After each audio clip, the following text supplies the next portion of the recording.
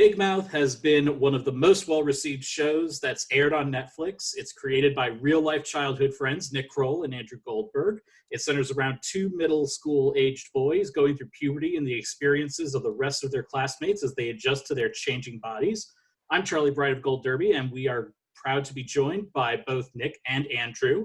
And the first thing I want to ask is about the recent news that we heard about Jenny Slate voluntarily leaving the role of Missy, stating that she believes that Black characters should be voiced by Black actors. And I'm just curious, how did this decision come about, and was it Slate who brought it up? Sure. Yes. So, we've been obviously doing this show for a number of years. It's something that had come up over the years in general conversations. And as after the George Floyd murder and protests and the real rise and it's sort of a reckoning for how our country is dealing with race and issues inside of that, Jenny approached us about her discomfort in playing the role, and we talked with her at length about it. And then we brought in our Black writers to have a conversation with Jenny and with us. And Jenny expressed her regret, and basically what she had said in her statement about the role, and our Black writers weighed in and also felt like it was a time and to make a change, not grateful as much as we all love Jenny's portrayal of Missy. But Jenny really initiated it, and we supported her. We also made sure that our Black writers could weigh in and let us know how they felt about it and where they were at, and that really then led to Jenny's decision to leave the role, and she's still going to be a part of the Big Mouth family, and we're going to recast the role with a Black or mixed actor for Missy going forward. Yeah, and I think Jenny was already leaning in that direction before we had that conversation with our Black writers and actors. But I think that conversation was super compelling because it was people who we knew really cared about Missy as a character very much and loved what Jenny had created, but still felt that it was the right thing to do. Yeah, it just felt like a very natural thing, and I think that's what was really interesting about how this announcement came about, was that it just felt like very natural in terms of the issue was brought up, you guys talked about it, and you made a decision. And sometimes you wish more things could just work as easily as that. Yeah. Obviously, one other thing that's going on right now, everything with the pandemic has brought a lot of productions to a halt, but the one field that hasn't been hit as hard is animation. What has the impact been on the production of season 4, if there has been any? I'll let Andrew speak to that. Yeah, sure. I mean, because he's had to deal with it a lot more. Yeah, the production on season 4, we were really, by the time the quarantine hit, we had almost finished season 4, really, because we're so far ahead and we're really working on 2 seasons at once always. So we were deep into post on season 4 and definitely having to do everything over Zoom or a couple other programs made post more challenging. But the real biggest challenge has been for season 5, because that's where, we were in the middle of the season 5 writer's room when we moved to Zoom, which is, it's a more challenging way to write. You don't have the energy that you get sitting in a room with 10 other people and laughing together and, getting droplets on each other. But that it's been the writing of season 5 that was we had to do during the quarantine, which was a challenge. And then now just figuring out how to record everybody. We've seen a lot of our actors' closets and different had them walk around their home with a microphone testing different spaces. I mean, that's kind of the project of the summer, is figuring out how to get broadcast quality audio for season 5. Let alone Andrew having to run, storyboard meetings and launches of episodes and design and all those things over Zoom, and then figuring out how to watch and edit, give notes on an edit inside of different programs. I mean, we're we are incredibly lucky that animation can physically be made during the quarantine. But it is not without its its obstacles, but we've been incredibly lucky to continue production and to be on schedule to deliver, continuing going forward. Yeah, and we're lucky that we have such a talented, hardworking crew that really was able mid-season to transfer everything to their homes and keep going. They've been really incredible. Yeah. So I just have to follow up to that, Andrew. So you said you've seen a lot of insides of closets of the cast members. Does this mean that COVID-19 has pushed Andrew Rannells back in the closet? Yeah, I think it's we don't want anybody to record someplace they don't feel comfortable. But Andrew actually has a very nice closet in his home. One of the best in the whole cast. Yes. I built a full cabana. Nick built a tent. Mark Levin sent me a tent, like a cabana from Amazon, one of those that you can put together and take apart, and a number of sound blankets. And I created this sort of like cabana sound blanket little recording studio tent to record, and to medium results, because you can have a soundproof room, but if your computer engine fan is running next to your microphone, it doesn't matter how quiet the room is. So, but we're getting through it, and we've been very, very lucky. So, getting back to the show itself and what's been going on the show, you had quite the drastic cliffhanger at the end of season 3 with this all of a sudden this fracture in the relationship between Nick and Andrew. And should fans of the show be hopeful for a reconciliation between Nick and Andrew? And also curious as to whether or not that type of fight was inspired by a real fight that you two had in the past. I think that it was interesting, people's reaction. Again, we're so far ahead of wherever what's being released is. So people were like, when the season came out, and they're like, "What, Nick and Andrew? How dare!" Like, it was really, I honestly, it was really lovely to feel how invested people were in the characters and in their friendship. So people's reaction that Andrew and Nick ended on this really down note was fun, because it was like, oh, these people really care about this friendship. And I think our friendship, like all kids, we didn't fight very much at that age at all, but we then went to different high schools, and over the 25 years since then, we've had highs and lows, but we have not fought very much over the years. We got in that one fist fight in the back of my parents' car. Yes. Over the lyrics to the Flintstones theme song. Yes. But that was resolved pretty quickly. But that weirdly was that road trip we were going to Cooperstown to the Baseball Hall of Fame, ended up being in a way the inspiration for the Florida road trip episode. Yes. In season 3, because it was like we were in the back seat, and it was like, what are the rules in Andrew's family's car of his dad wanting to make good time and packing sandwiches in tin foil and thermoses and all that stuff. My family traveled a little differently than Andrew's family did, but I think being packed into the back of that car made us fight. One of the few times we ever got in a fight.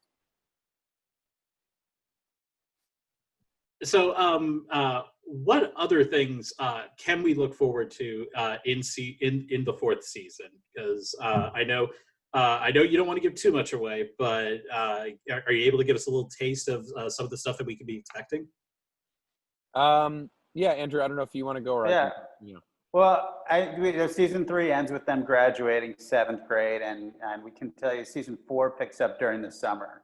So for the first time ever in our show, we'll get to see like what goes on during summer, whether it's kids at camp or the kids who stay home, kids who have jobs, kids who are doing whatever. So we'll get to see that, and we have a little bit like season 2 with Shame. We have a little bit more of a thematic through line this season.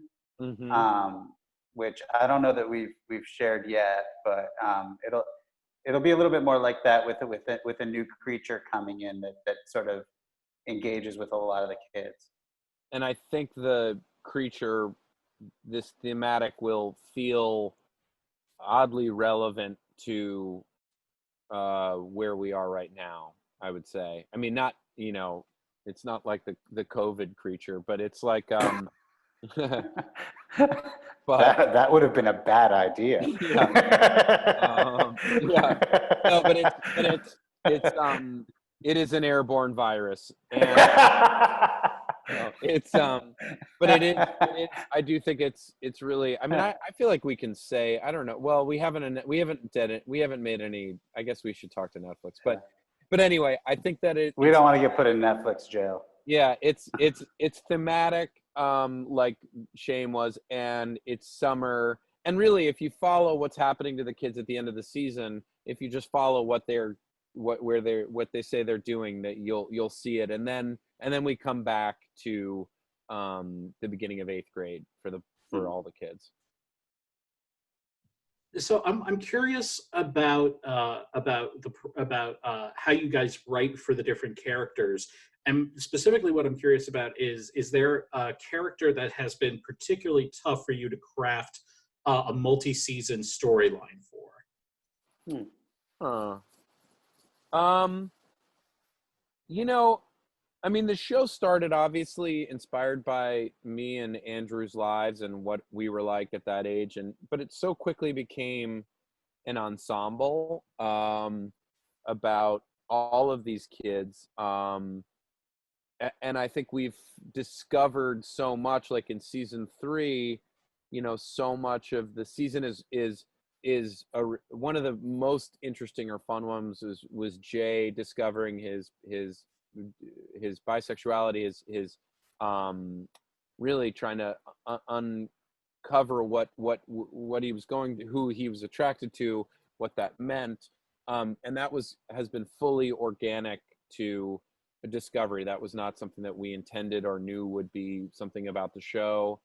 I think like Jessie going through her parents' divorce and what that led to as far as her acting out with shoplifting and all the other elements, or drug, experimenting with marijuana, things like that, was really exciting.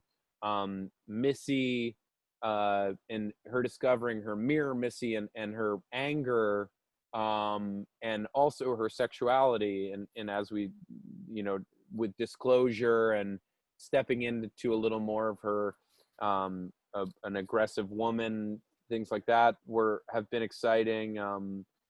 And I think like Lola, who started as just a funny, side character, the more that we've grown with her, the more that we've really realized what a rich character she is to talk about and dig in deeper. And I'm just going through all of them. Andrew, stop me whenever. Yeah. Well, I think to answer your question, the hardest character to create a multi-season arc for is Coach Steve, because as established in the Valentine's episode, he has goldfish brain. Yeah. So his mind cashes out every 24 hours, Yeah. which makes an extended storyline very challenging. Yeah. And also, like, just to go back to, like, Matthew, who started out as like, oh, this will be a fun, like, character to have around. I just think the more that we continue to kind of really try to take a look at who these kids are, figure out where they're at emotionally, try to tell interesting stories for them, and then figure out how to make those stories funny, is the most gratifying version of it. And Coach Steve is the most tricky one. I think in season 3 is where he has a new job every, right? Yes. He's got a new job every episode. But he got hired back to school. So yes, he's gone back. He gets to work in the squeaky floor room again. Yeah. It's interesting that you brought Matthew up, because I always think that him and Jay have had, to me, some of the most interesting arcs throughout this whole season. And one of my personal favorite moments is when Maury is in the Valentine's episode, when they're doing the testimonials with Maury and Matthew. And I love when Maury says, he's my favorite. Yeah. Yeah, he really feels that way. It's very funny, Maury, where the hormone monsters, sort of who they like and when they like them and when they're done. Like, it's clear that Maury prefers Matthew to Andrew, for example. But the love grows with all of them. But yeah, it's a very, that was a fun, the Valentine's Day, I guess, is part of season 3, I guess, right? Is that what it's was a very fun departure for us in format and more songs. It was great. It was really fun to do. So Nick, I wanted to ask you something. You got a chance to guest star this past season on Curb Your Enthusiasm. And, as someone who comes from an improv background, I mean, that must have been such an incredible experience for you. I'm just curious, what was that like getting to guest star on that? It was, I mean, I think Curb Your Enthusiasm, I think, started around the early 2000s, just when I was graduating college and realizing I wanted to get into comedy, and watching that show and how it was shot and was a revelation. And I think it was a very important show, I think, for Andrew and myself. And then over the years, I've gotten to know Larry a little bit. He guest starred as future Ruxin on The League. And Jeff Schaefer, who created The League, works on Curb and writes and directs a lot of it. And they brought me in to do this part. And it was really a highlight for me. It was like a real career highlight to be on that show, because I loved it I loved it early in realizing I wanted to do comedy. And then, I don't know, is it windy? Is my thing coming through windy, or no, is it okay? You're coming through fine. Okay, great. You sound okay, and you look resplendent. Oh, thank you. Just but blowing through your hair.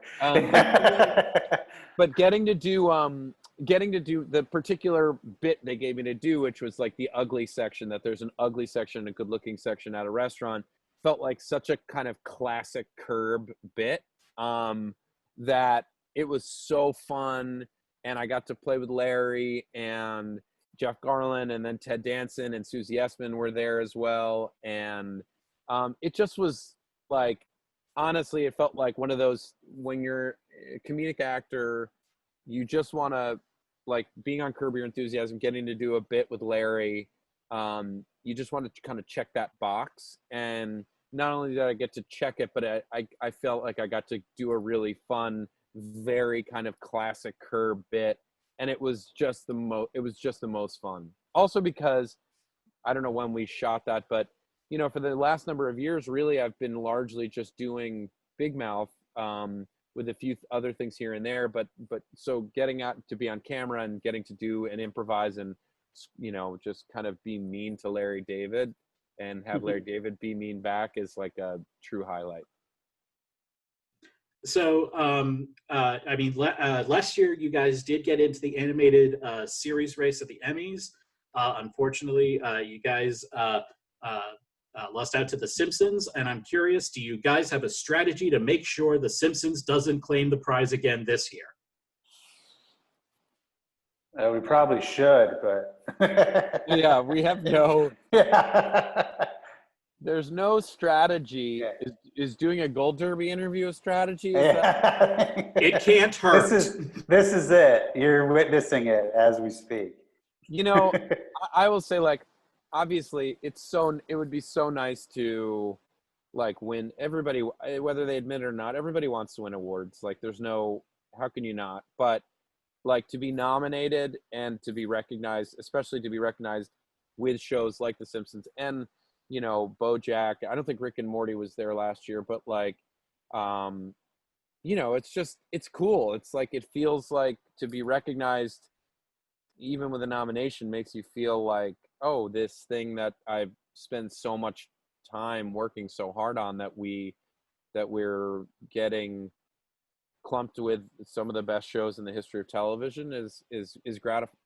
But how do we win? I don't know. I don't know what I don't know who. I don't know. If you figure it out, let us know. Guys, Andrew and Nick, thank you so much for talking with us. We wish you all the best this Emmy season, And to our viewers, please make sure to like this video, subscribe to the channel to get all our latest content, and don't forget to go to goldderby.com and use the Gold Derby app to make your predictions and see if you can outsmart the top prognosticators in Hollywood. Thanks so much, guys. Thanks a lot. Thank you.